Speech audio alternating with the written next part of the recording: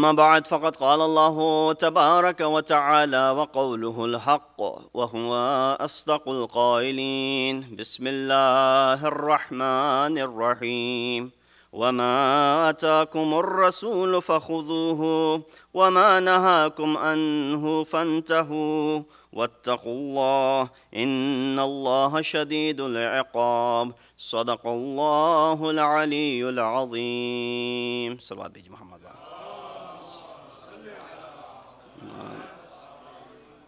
Assalamu alaikum wa rahmatullahi wa barakatuhu.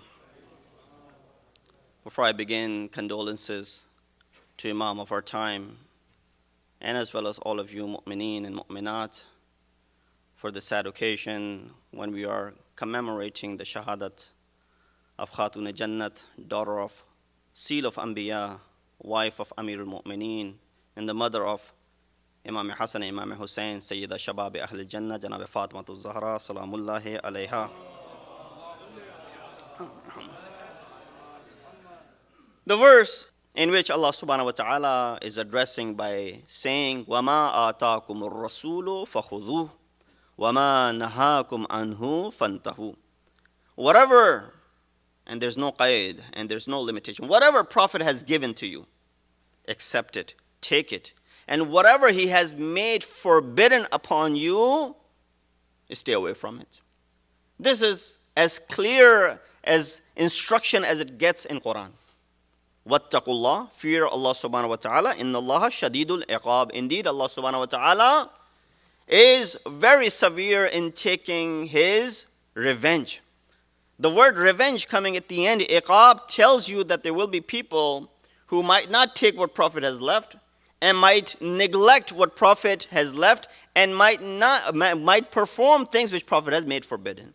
And therefore he's telling right away that if you are to digress, if you are to go away from what Prophet has left and what Prophet has made forbidden, then iqab is something which you should be waiting for.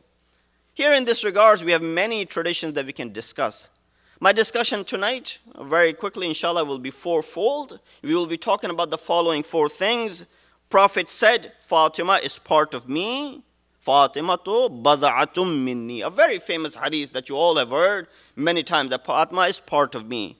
Prophet narrated this hadith in dispraise of Ali ibn Abi Talib. Second, Fatima's Shahadat is a fairy tale. Only 25, 30 years ago, the Islamic calendars started writing the Shahadat in front of Fatima Zahra, but it was always wafat of Fatima. So it's a fairy tale that Shias have, concocted and they have created. Third, if the house of Fatima was attacked, as you recite in your Masaib, that she was pressed between the wall and the door, and the baby in her womb was damaged and died in it, Mohsen died because of that effect, and the fire was brought, why didn't Ali went ahead and open the door? And lastly, the houses in Medina in those days didn't even have doors to begin with. So how are you claiming that the door of Fatima was attacked and it was burnt down? These are some of the, and many,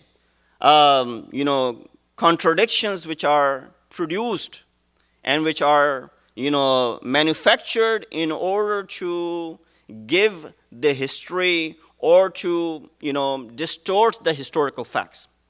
Take the first one, for example. It says, when Prophet said, Fatimatu bada'atum minni, that Fatima is part of me. Whoever, the continuation of the hadith is, whoever pleases her, pleases me, and whoever angers her, angers me. We know this hadith, we've heard it many times. Prophet said this because Fatima was angry with Amir al-Mu'mineen, and in order to dispraise Amir al-Mu'mineen, Prophet said this hadith. This is mentioned in very prominent books of hadith. For example, Sahih Bukhari, hadith number 3110. This hadith, Fatimatun bad'atun minni, is mentioned over there. And then, according to one narrator, the one who's narrating this, Miswar ibn Makhrama, a fake hadith is quoted which says that Ali wanted to marry a daughter of Abu Sufyan, a daughter of Abu Jahl by the name Jawairiya.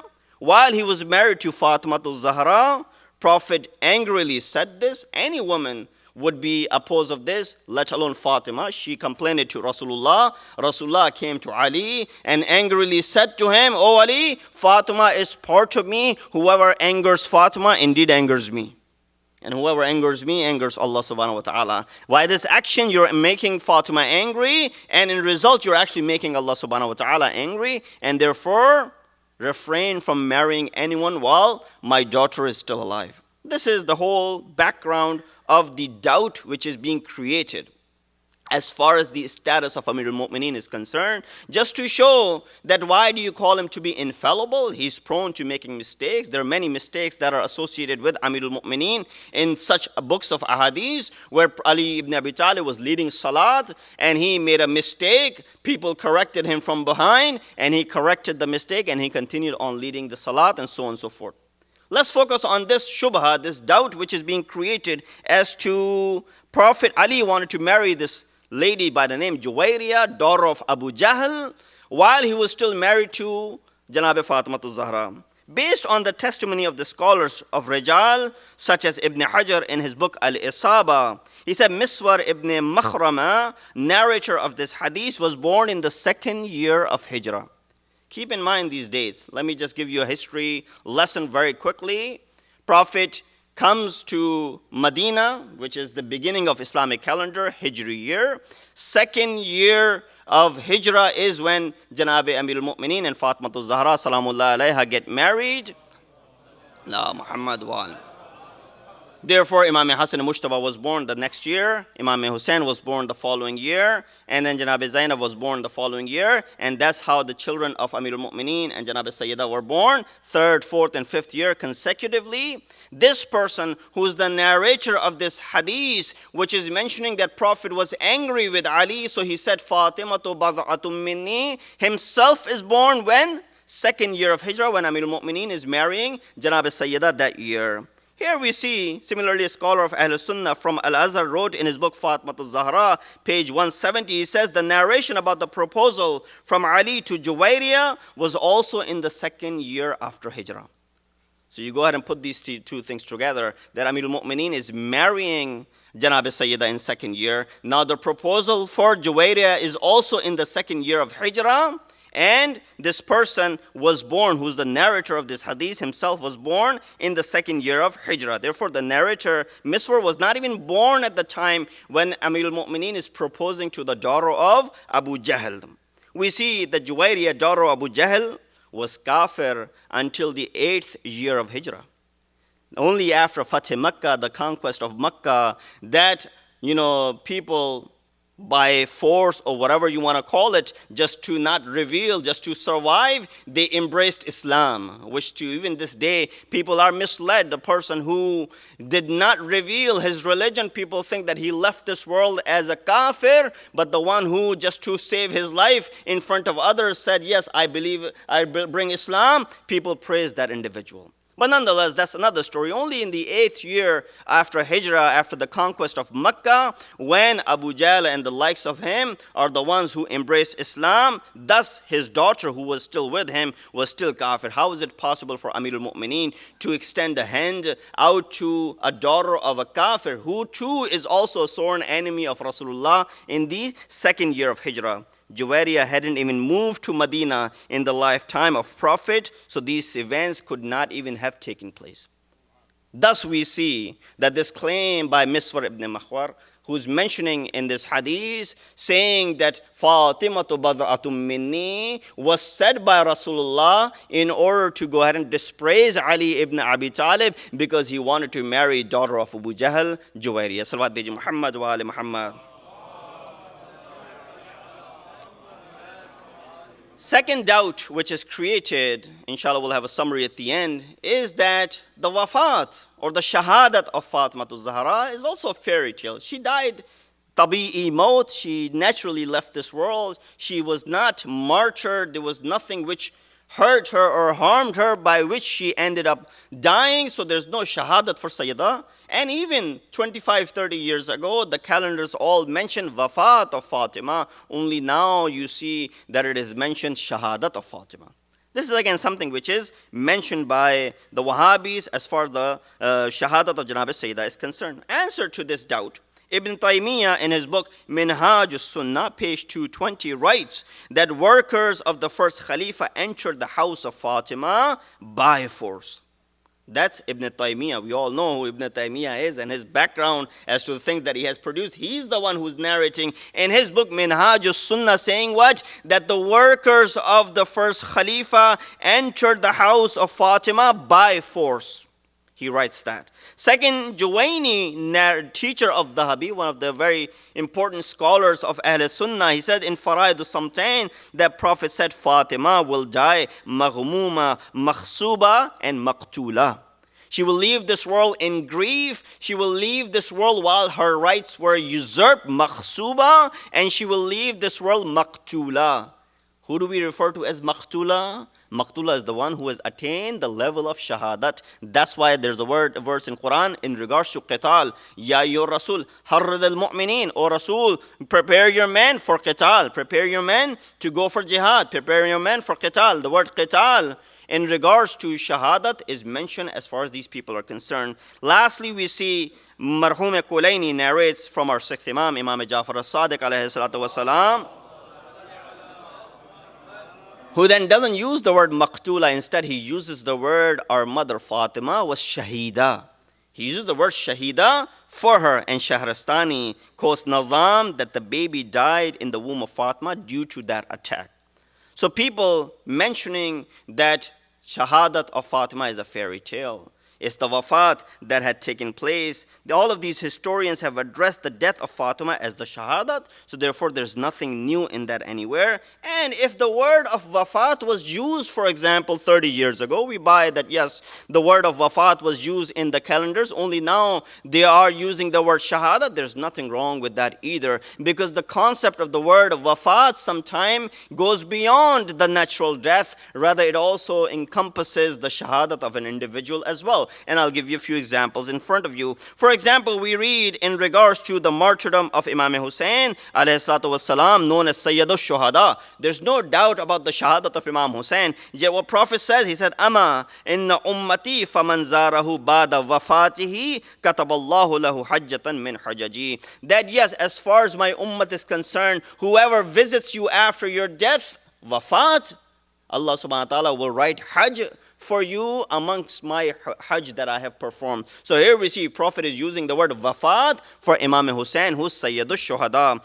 In regards to Amirul Mu'mineen, we read that Prophet, it is said that Kharaja Ubaidullah ibn al-Abbas ibn Abdul Muttalib and Nas Bada wafat Aliyin. After the death of Ali, we all know that Ali ibn Abi Talib qutila Aliyun fil mihrab li shiddati adlihi. Ali was martyred in the mihrab because of his extravagant adl. So therefore we use the word wafat for Ali ibn Abi Talib as well. In regards to Hadrat Hamza, who is also known as Sayyidul Shuhada, Prophet said, Min habada wafat Hamza ibn Abdul Muttalib. After the wafat of Hamza, was Hamza not shaheed? Indeed, he was a shaheed. Yet the word which is used for him is wafat as well. And lastly, in regards to Jafar al-Tayyar, who lost both of his arms in the battle, what was said? And Aisha قالت لما أتت وفاة جعفر. Aisha said, when the news of the wafat of Ja'far came, عرفنا في وجه رسول الله. We could see the grief in the face of Rasulullah. So even if the word of wafat was used, for example, for Janab Sayyida, it does not negate the fact that she was shahida. Her house was attacked. She lost the baby in her womb. And all of these historians have narrated that as well. Salawat Biji Muhammad wa Ali Muhammad.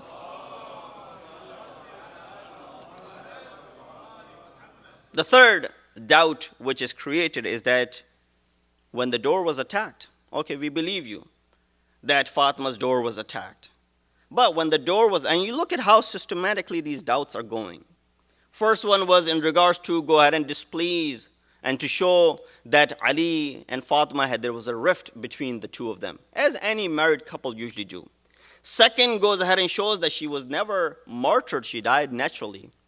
Now the third is, if the house was attacked, if the door was attacked, why didn't Ali ibn Abi Talib go ahead and open the door? Why did he send Fatima to Zahra to go ahead and open the door? Isn't it the case in our houses, usually when the bell rings, usually the men or the boys in the family go ahead and open the door? Maybe it's a cultural thing, I don't know. But this is how it is done. Usually men and the boys go ahead and open the door. Usually the women stay back. Why did then 1400 years ago, 14 centuries ago, at that environment, Ali ibn Abi Talib, at that hostile environment, why did Ali ibn Abi Talib himself did not answer the door? Instead, he sent Fatima to Zahra, salamullahi alayha. We see that they're saying this accident would not have taken place had Ali opened the door. To avoid altogether this incident, why didn't Ali ibn Abi Talib go? Ibn Asakir in his Tarikh Dimashq, which is one of the most extensive works of the history. It's got many, many volumes. This is volume 42, in which he narrates, Prophet was home when someone knocked on his door. He said to Salma, Ya Salma, qumi faftahi lahu. Prophet was home, yet door was, knocked. Prophet did not get up and go. Not that Prophet, it was against the shan of Rasulullah to go ahead and open the door. No. He said to Salma, Ya Salma, qumi faftahi lahu. Stand up, get up, and open the door. So it was normal at that time, in the time of Rasulullah, for men to ask the women to go ahead and open the door. And we see another place, he said, further narrates that Umar ibn Khattab came and knocked on Prophet's door. He was home, but he told Hazrat Khadija, Iftahi ya Khadija. Oh Khadija, open the door. These very little details have been mentioned in the books of history. Just imagine, what are they trying to hide when such details are mentioned that Prophet said to his wife, go ahead and open the door. So it was a norm in the society at that time. It was okay for Prophet to go ahead and ask his wives to go ahead and open the door. Why would not be okay for Amirul Mu'mineen to go ahead and say the same thing to Janab Fatima to Zahra, salamullahi alayhi, salawat biji Muhammad wa ali Muhammad.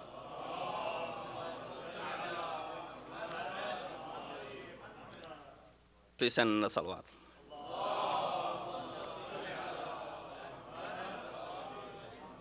Are these scholars who are mentioning these doubts, are they more zealous? They have more izzat and honor than Rasulullah? They have more izzat and honor than Ahlul Bayt? Based on what Ibn Taymiyyah wrote in Minhaj Sunnah, nobody opened the door. Rather, it was brought down. He's actually saying nobody opened the door. The door was never opened. There's no question that Janab Fatima went there, but she never actually extended the door to go ahead and open it. It was something which was brought down. So there's another thing, bringing the door down or opening the door. So Amir al-Mu'mineen altogether never really sent Janab Sayyida to go ahead and open the door, if that is the claim which is being made over here. That she was just reminding the people that whose household it is. She just went to the door. Behind the door, she said to them, this is the household upon which Prophet used to pass. And he used to say, Assalamu alayka ya ahla baytun nubuwwa. For 9 months he continuously went past this door, and he would send his salutations on Ahlul Bayt and those who are the inhabitants of this house. She was just reminding the magnitude and the honor of this house, which is known as the house of Ahlul Bayt. That's all she was doing. Ibn Taymiyyah, with all of his criticism, is writing in his book saying what? That the door was never opened by Sayyida. Rather, the door was actually brought down. And we read in Surah Nur, verse number 27, those who were culprits of this act, have they not read this verse of Surah Nur 27? Ya ayyuhalladhina amanu, la tadkhulu buyutan ghayra buyutikum hatta tasta'nisu. O those who believe, O those who have faith, do not enter the houses unless you've been given the permission. This ayat of Quran, is it not addressing mu'mineen? Why did they not listen to this ayat? Were they unaware of this verse? We read Suyuti in Durr Mansur said, house of Fatima is the house of Nubuwwat. Yet these people, when the ayat of Quran, if they thought, oh look, this house is an ordinary house, we can enter this house. The Quranic ayat is talking about ordinary houses. No, there was an ayat which was revealed in particular to the house of Rasulullah as well, which says, Ya ayyuhalladhina amanu, la tadkhulu buyutan illa an yudhana lakum. O those who believe, do not enter the house of Rasulullah. So if you thought that it was regards to the ordinary houses, there's an ayat of Quran which is mentioning in particular to the house of Rasulullah as well. This is the house of Rasulullah. This is the house of the daughter of Rasulullah. Did these people not know not to enter this house? So therefore we conclude over here as far as the third doubt is concerned, that why didn't Ali ibn Abi Talib open the door? Nobody actually opened the door. The door was actually brought down by the culprits who were sent to go ahead and burn and bring the fire towards it. Salawat biji Muhammad wa ali Muhammad.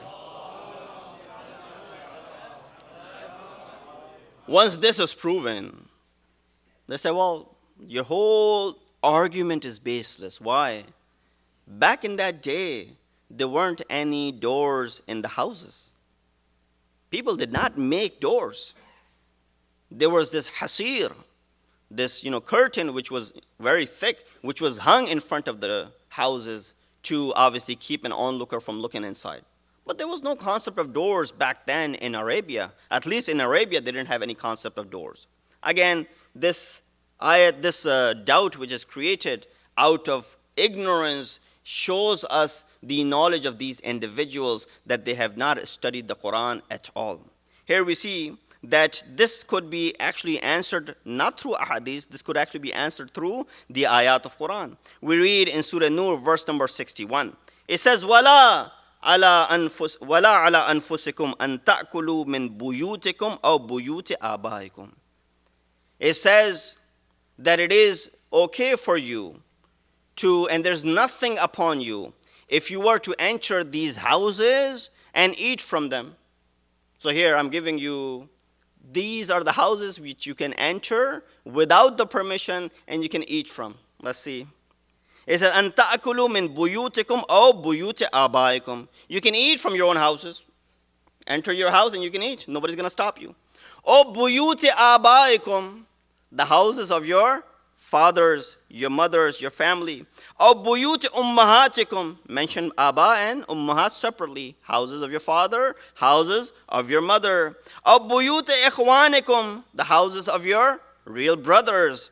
أَوْ بُيُوتِ أَخَوَاتِكُمْ. Houses of your real sisters. أَوْ بُيُوتِ آمَامِكُمْ. أَوْ بُيُوتِ عَمَّاتِكُمْ. The houses of your paternal uncles and the houses of your paternal aunts. أَوْ بُيُوتِ أَخْوَالِكُمْ. And the houses of your maternal aunt. أَوْ بُيُوتِ خَالَاتِكُمْ. And houses of your maternal uncles. أَوْ مَا مَلَكْتُمْ مَفَاتِحَهُ. You say, what is that? How does that prove? أَوْ مَا مَلَكَتْ أَوْ مَا مَلَكْتُمْ مَفَاتِحَهُ. And the houses whose keys are in your hand. This is Surah Nur, verse number 61. People are creating a doubt that those back then, there were no doors to begin with. If there are no doors to begin with, Surah Nur was revealed in the time of Rasulullah, who's saying that do not enter so-and-so's house, but you can enter these houses, the house of the keys which you have. My question is, do you put the keys in hasir? Do you put the keys in the curtain? Or do you put the keys into the doors?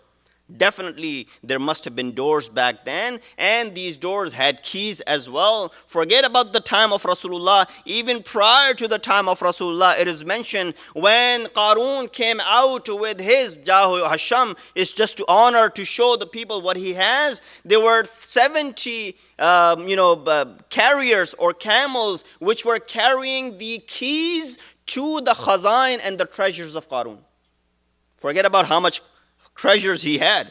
There were 70, camels laden with the keys which would open the, khazain of Qarun. So the concept of keys were there from way before. Here, again, before we get into the explanation of this shubha and this doubt, this ayat is very interesting. It gives us the permission that we can enter the houses of our fathers without permission, and we can go ahead and eat. It gives us the permission to enter the houses of our mothers. Yes, of course, you'll knock before, lest they are in a situation that you don't want to see them. You can enter the houses of your brothers. You can enter the houses of your sisters. You can enter the houses of your maternal and paternal aunts and uncles. Khala, Mamu, Chacha, and Popo, these four, relatives. You can enter the houses that which you have the keys to, which you malaktum, sadiqakum laysa. There's nothing upon you to go ahead and enter these houses and eat. Here the question arises. How is our relationship with these individuals? What kind of relationship do we have? Can we enter these houses freely? Or the relationships have extremely deteriorated amongst the families these days. Forget about entering one each other's houses. They don't even look at each other. I know many families broken apart over here within this community that I'm dealing with, where there's so much difference between real brothers that they don't see each other, they don't talk to each other, they haven't really sat down with each other. It's been many, many years. Where the ayat or the hadith of Prophet says that if you remain at odds with your mu'min brother, you exit the realm of Islam. Mu'min brother, not real brother, right? What would it be said about real brother? Just imagine. So in many cases where children are at odds with parents, for whatever reason, they haven't seen them in a while, where Quran is saying, go ahead and enter without permission freely, and you can eat from these houses without seeking permission. You can go ahead and open the fridge, you can eat whatever you want to. There's no permission, because ayat of Quran, Surah Nur, verse number 61, is giving you this permission. Just think about the relationships that we have and how Quran wants, or Islam wants us to establish these relationships. Salawat bi Muhammad wa ali Muhammad. He said, you're allowed to eat from these houses whose keys are in your possession. Now, if the houses didn't have doors and locks, why would Quran says whose keys are in your possession? Do you apply the keys to curtains or to hasir? Unfortunately, perpetrators of this doubt had lack of knowledge of Quran or no knowledge of Quran, because if they had read these verses of Quran, they would have easily known that there were doors at that time which had keys, which could lock the doors, which could open the door. We see second in Sahih Muslim that it says Prophet ordered people of the town to keep their doors locked and closed at night. People say, we do tawakkul on Allah, rely on Allah for the safety. Prophet said, no, lock your door first and then do tawakkul on Allah. The tawakkul comes after you have played your part. Don't leave the door open for strangers to come in. And lastly, in Bukhari, in Adab al-Mufrad, we see that narrator questioned whether the door in the house of Aisha was double door or a single door. Was it made of this or was it made of that? The answer was, it was a one-sided door made of this kind of wood. House of Aisha had a door which was made of certain wood, yet the house of Fatima does not even have a door. There's a hasir which is hanging. There is no fire brought upon it. Fatima was not crushed between the door and the wall. All of these are bogus claims which are made by perpetrators to diminish the importance of these events, which highlights the utmost oppression which was committed, utmost oppression against the lady of paradise, Khatun Jannat, Sayyidatun Nisa'il Alameen, who is the only daughter of Janabe Hazrat Muhammad Mustafa sallallahu alaihi wasallam. Who is this Fatima? Have we understood this Fatima? There's a book called Wa'alamu Anni Fatima. Let it be known that I am Fatima. 10 or 12 volumes, the writer has explained who Fatima is. Wa'alamu anni Fatima. Let it be known that I am Fatima. I think these were the words that were uttered by Janab Sayyida in the court of Khalifa. That when she goes out to defend Amirul Mu'mineen, when Amirul Mu'mineen was apprehended and he was taken away, she goes out to defend Amirul Mu'mineen. You know what she said? She said, Wa'alamu anni Fatima. Do you not recognize me? Let it be known that I am Fatima. She threatened over there to remove her hijab and show her hair. And this was something that Amirul Mu'mineen sees, and he says to Salman al-Farisi, take Fatima away.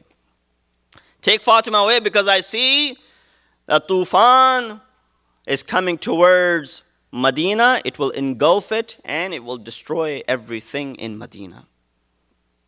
We see that Fatima only threatened to reveal her hair. Nobody had the courage to ever ask for the bayat for the next 50 years. Fatima only threatened to remove her hair. No one had the courage to ask for the bayat for the next 50 years. Zainab removed her hijab and revealed her hair. Ta qayamat, until the day of judgment, no one has the right to go ahead and ask for bayat from Ahlul Bayt. This is the difference between the two. That was courage of Fatima. This was courage of Zainab salamullahi alayha. Who is this Fatima? How much she cares for you and I. Look at her care for you and I. That when her mehriya was set, when she was getting married, obviously Amirul Mu'mineen's shield was sold, by which, Prophet bought stuff for the household of Janab Sayyidah. We see that Janab Sayyidah said to her father, "Oh my father, do I have the same mahariya, materialistic mahariya as other women? Then what's the difference between me and other women?" She said, "I forgive my mahariya. Instead, keep my dowry and mahariya to be, ask Allah subhanahu wa ta'ala, make my mahar to be the shafa'at of those who are amongst my followers, yet they have committed sins." This is how much Fatima al-Zahra cares for you and I. That she is asking Allah subhanahu wa ta'ala to make her mahriya, her dowry, to be what? That she will be the intercessor of those who have committed sins, yet they are her followers. Yes, she's not giving us permission to go ahead and commit all the sins in the world. Yes, she cares for us, so she's making her mahar to be so. We see that is Fatima al-Zahra. And this is where we see that Fatima al-Zahra is kuf of Amirul Mu'mineen. You know what kuf is? Kuf means a perfect match. Match from which aspects? Match from all of the aspects, such as in ilm, such as in hilm, in kirdar, in raftar, and so on and so forth. This is why it is recommended when you're looking for a spouse, look for a perfect match. The one who's as educated as you are. The one whose background matches you, and therefore this marriage will survive if these things are matching. The word kuf comes into play. One thing I'll say in regards to Janab Sayyidah, that if anyone doubts the knowledge of Janab Sayyidah, she is kuf of Ali ibn Abi Talib. Ali ibn Abi Talib is who? Ana madinatul ilm wa aliyun babuha. He is the door of that city of knowledge. Therefore Janab Sayyidah also possesses the same amount of knowledge. Salawat beji Muhammad wa ali Muhammad. We are indeed commemorating the Shahadat of Khatun-e-Jannat. This lady, Sayyidah, is not an ordinary person. Our 11th Imam said, we are hujjat upon people. We are hujjat upon people. And Sayyidah is hujjat upon us. Imam कहते हैं कि हम हुज्जत हैं लोगों पे और जनाब सैयदा हम पर हुज्जत हैं. कहाँ से मैं जनाब सैयदा के मसाइब शुरू करूँ? From where do I begin the masaib of Sayyidah? We see the time when her mother is leaving this world. Hazrat Khadija salamullahi alayha. When she is leaving this world, you know what she says? She says to Janab Sayyidah, be my intercessor. I have one request from you that I want you to ask your father. Hazrat Khadija does not want to ask Janab Rasulullah. She asks Janab Fatima to go ahead and ask this from your father. That give me his libas as my kafan. जनाब सैयदा से क्या request कर रहे हैं? कह रहे हैं कि अपने बाबा से कहना कि मुझे अपना लिबास कफन के तौर पे दे दें. क्यों? इसलिए कि मैं चाहती हूँ कि रसूलुल्लाह की खुशबू को इस्तिश्माम कर सकूँ, हत्ता अपनी मौत के बाद भी, वफ़ात के बाद भी, कब्र के अंदर भी मैं चाहती हूँ कि जनाब रसूलुल्लाह की बू को इस्तिश्माम कर सकूँ. वो गुफ्तगू, वो इश्क़ ज़ुलैखा और यूसुफ़ की बात होती है, वो यहीं तक था, इस जहान तक था. लेकिन ये है इश्क़ खदीजा व मोहम्मद कि जो इस जहान के बाद भी चल रहा है. लेकिन उसके बाद से जनाब खदीजा क्या कहती हैं? एक दफ़ा कहती हैं कि मेरी बेटी को बाहर ले जाया जाए. मैं नहीं चाहती कि वो ये मंज़र देखे कि उसकी माँ इस जहान से गुज़र रही हो, उसको इस सदमा लगे, अपनी माँ को हुआ देखते तो उसको बाहर ले जाओ. जनाब सैयदा को बाहर ले जाया गया. जनाब खदीजा की वफ़ात होती है, वो इस दुनिया से गुजर जाती हैं. रसूलुल्लाह जनाब खदीजा को दफन करके आ जाते हैं. जब वापस पलटते हैं, रसूल उस गम और अंदू में हैं कि पूरे साल को आमुल हुज़्न करार दे दिया गया. अब बेटी आती है, कहती है या अबची ऐना अम्मा, کہ اے بابا میری مادر گرامی، میری والدہ کدھر ہیں؟ اب رسول اللہ جو کہ خود گرفتار ہیں غم و اندوہ میں، کس طریقے سے اس ننھی سی بچی کو کہیں کہ تمہاری ماں کو میں مٹی تلے دفنا کے آ گیا؟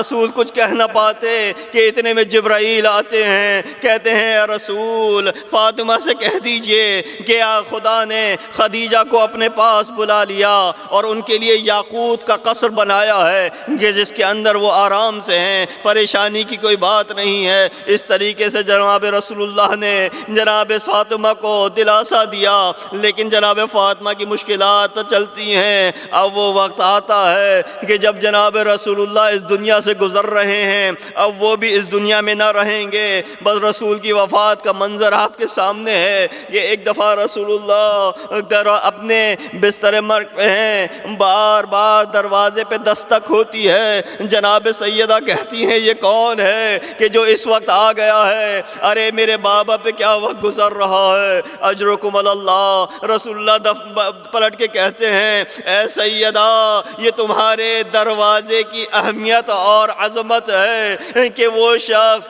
جس کو کہیں جانے کی اجازت نہیں چاہیے وہ بھی دستک دے رہا ہے۔ ارے یہ ملک الموت ہے کہ جو میری روح قبض کرنے کے لیے آ رہا ہے، لیکن دستک دے رہا ہے کہ تاکہ تمہارے دروازے کی عظمت بیان ہو سکے۔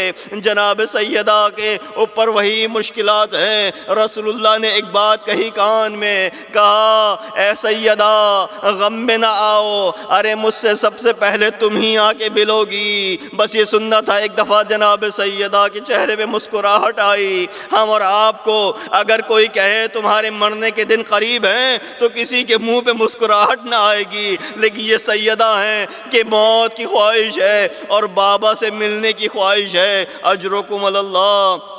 خدا کسی غم میں نہ رلائے سوائے غم آل محمد کے۔ جناب سیدہ کی مشکلیں اب بڑھتی ہیں۔ رسول اللہ کے گزر جانے کے بعد سے تمام غم و اندوہ آ جاتے ہیں۔ اتنے غم آئے کہ یہ شعر ان کی زبان سے جاری ہوا، صبت علی المصائب لو انہا صبت علی الایام سرن لیالیا۔ ارے مجھ پہ وہ مصیبتیں ٹوٹیں کہ اگر دنوں پہ پڑتی تو رات میں تبدیل ہو جاتی۔ کیا مصیبت ہے جناب سیدہ؟ کہا یہ مصیبت کم ہے کہ میں اپنے بابا پہ گریہ بھی نہیں کر سکتی۔ لوگ کہتے ہیں علی سیدہ سے کہو وقت کو معین کر لیں، یا دن میں گریہ کریں یا رات میں گریہ کریں یا گھر میں گریہ کریں۔ بیت الحزن بنایا گیا، وہاں جا کے سیدہ گریہ کرتی، اپنے بابا کو آنسو بہاتی۔ ارے آپ یہاں بیٹھ کے آرام سے گریہ کر رہے ہیں، جناب سیدہ کی مصیبت کو دیکھیے۔ بس میں لایا جناب سیدہ کی شہادت کے اوپر وہ وقت آ گیا کہ جس کی نوید رسول اللہ نے دی تھی، جس کا پیغام رسول دے چکے تھے کہ اے سیدہ تم بھی ہم سے آ ملو گی۔ بس وہ وقت آتا ہے۔ ایک دفعہ جناب سیدہ گھر میں داخل ہوتی ہیں،